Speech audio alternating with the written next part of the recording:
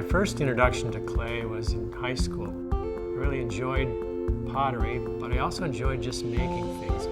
And I did start with the potter's wheel, but the way I make them now is make a plaster model. And because of that, my finished pieces have more of a hard geometric shape. My inspiration would be European designed work, real clean, simple pieces, mid-century modern.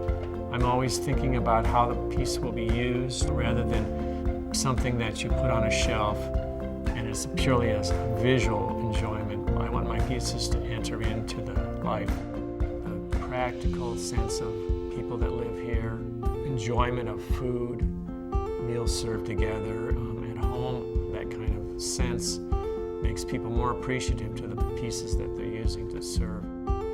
My work does appear in a few restaurants, including one in Chicago recently. It was a really fun opportunity to produce work for Royster. My studio is in Elizabeth. It's real close to Galena, which is a tourist draw for most of Illinois. The Midwest has become a really great spot for craftsmen, especially because people are interested in pottery in the Midwest.